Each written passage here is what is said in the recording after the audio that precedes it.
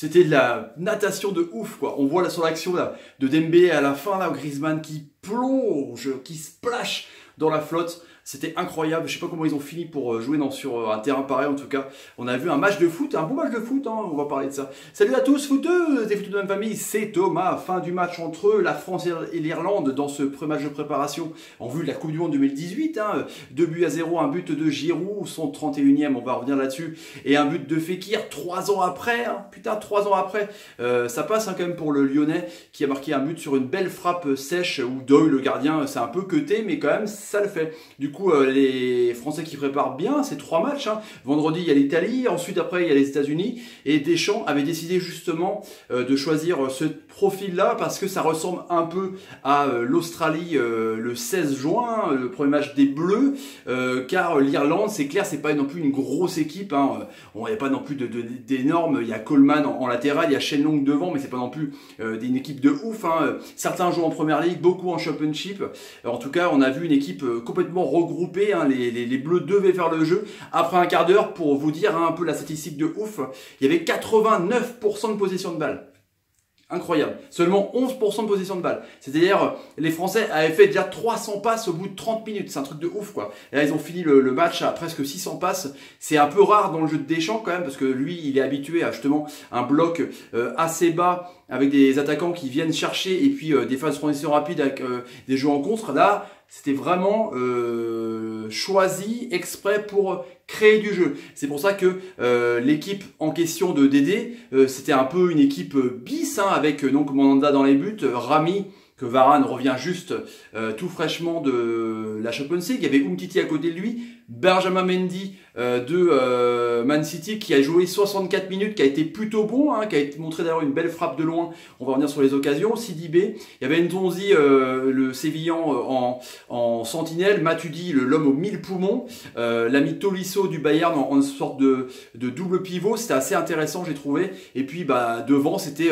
Fekir, Mbappé et puis Giroud en pointe avec Fekir plutôt à gauche, Mbappé à droite. C'était un peu voilà, de façon à comment dire, ça permutait facilement.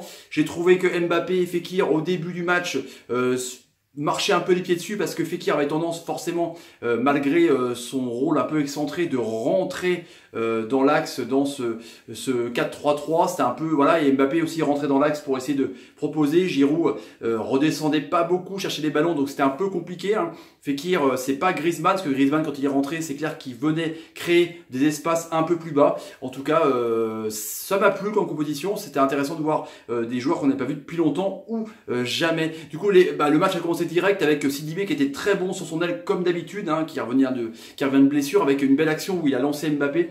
Mbappé a choisi vraiment une frappe sèche directe où Doyle a dû s'employer. Après, il y a eu un coup franc où ça a discuté de ouf avec Mbappé et Fekir. Ils étaient là, qui c'est qui tire, gaucher ou droitier. Du coup, c'est Fekir qui a enroulé sa frappe, c'est passé de peu à côté de Doyle. Après, c'est une frappe sur un beau centre de Matuidi où Giroud a croisé trop sa tête à gauche. Doyle aussi a dû s'employer. Le gardien irlandais, a fait 4-5 arrêts. Mandanda n'a pas eu beaucoup à s'employer, sauf peut-être sur une mauvaise relance justement, ou un pressing de Shenlong sur Rami. C'était un peu tendu avec la pluie, ça fusait pas mal, j'ai trouvé. Nzonzi a fait une mauvaise passe, voilà, dans les trucs à redire, mauvaise passe à Matuidi qui est parti en touche. La cohésion Nzonzi, Matuidi, attendez, j'ai trouvé efficace, mais pas dingue. On va revenir sur les tops et les flops. En tout cas, il y a eu ça, il y a eu une belle frappe aussi de l'ami Matuidi aussi, qui a été énorme, qui arrive vraiment à percer les lignes, qui est assez, comment dire, assez incisif. J'aime bien son volume de jeu, c'est vrai qu'il n'est pas super technique, hein, même s'il a fait quelques petites louches pour passer les défenseurs. En tout cas, j'ai bien aimé son côté vraiment perceur de ligne, créer les espaces, créer du surnombre. Il se retrouve souvent sur ses frappes dans la surface de réparation adverse, donc c'est assez intéressant comme profil. Pour moi, il n'y a pas grand chose à redire sur sa place de titulaire, en tout cas en bleu là-dessus. Après, bon voilà, il y a eu pas mal d'occasions. Mbappé aussi sur le côté droit, avec la permutation entre Fekir et Mbappé, a fait une superbe frappe sèche où Doyle aussi a capté le ballon. Il y a eu pas mal de corners pour les Français, justement par une corner, un bon corner de Nabil Fekir. Et là, Giroud s'emploie à 3 fois, enfin 2 fois, parce qu'au bout de 2 déjà le but était dedans.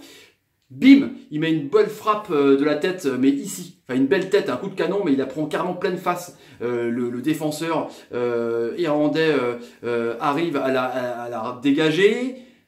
Il suit Pointard. Bon là le ballon rentre de 1 mètre, il n'y a pas la goal line donc ça n'a pas sonné. Mais c'est pas grave, il se reprend à 3 fois. Enfin un but de guerrier quand même pour Giroud, qui est décrié, hein, qui a marqué que 12 buts seulement, tout complètement confondu, entre Arsenal et Chelsea, parce que lui il est passé du côté de Chelsea en janvier. Donc c'est vrai qu'il marque pas beaucoup en club, même s'il revenait bien vers la fin, mais là il a été intéressant. Et puis Minard, il marque son 31 buts, il égale Platoche dans le top 5 des meilleurs buteurs d'équipe de France. Bon, c'est clair que c'est pas un profil de ouf, hein, mais il prend beaucoup de ballons de la tête, il est assez dangereux dans le rôle de pivot contre une défense regroupée comme ça. Il est assez intéressant parce qu'il peut justement tourner le dos au jeu et proposer justement à dédoubler avec les latéraux. Les latéraux, ils ont quand même assez montré des propositions assez intéressantes. Mendy a fait des belles feintes pour montrer sur son couloir. Il a mangé la crève vraiment, il est assez intéressant aussi Mendy.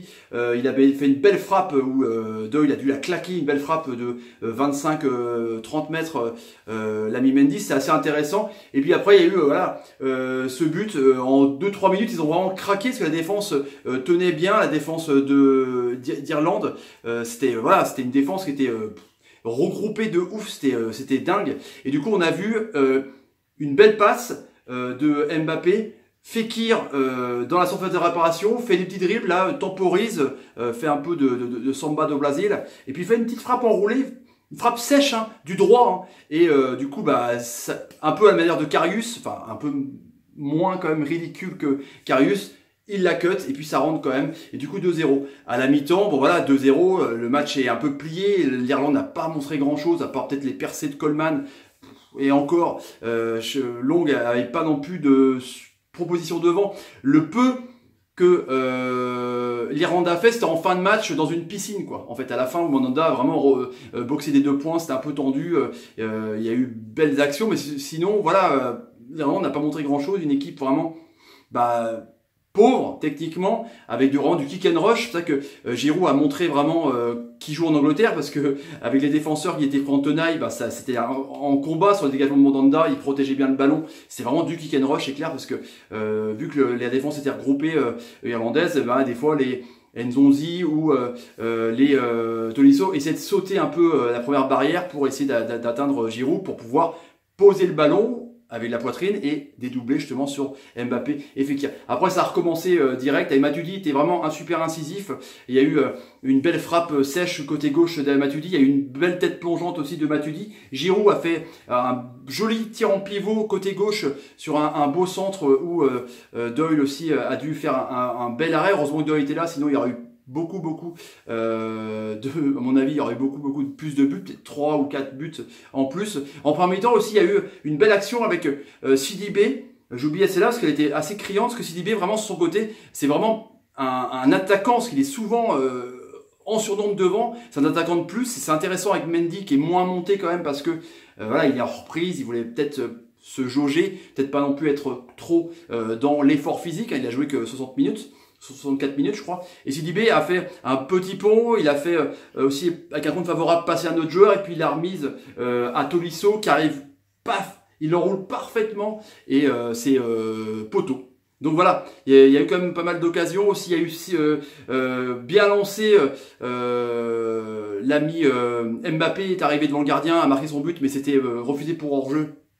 Mais il n'y avait pas hors-jeu. Mbappé a encore eu aussi une belle action. Il n'était pas en réussite ce soir, Mbappé, il a été pas mal, un peu personnel, un peu de grégué qui servent à rien, un peu trop dans l'axe, mais dès qu'il prenait les couloirs, il avait vraiment une pleine balle, une puissance de ouf en mangeur de craie. Il est vraiment intéressant sur les côtés, je trouve que plus dans l'axe.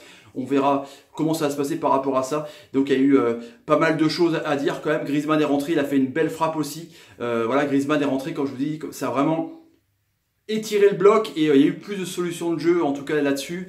Pogba est rentré, il a montré aussi une belle frappe quand il est rentré en jeu avec un petit dribble. Il y a eu après Théo Hernandez, un peu profil un peu plus défensif pour jouer un peu plus latéral.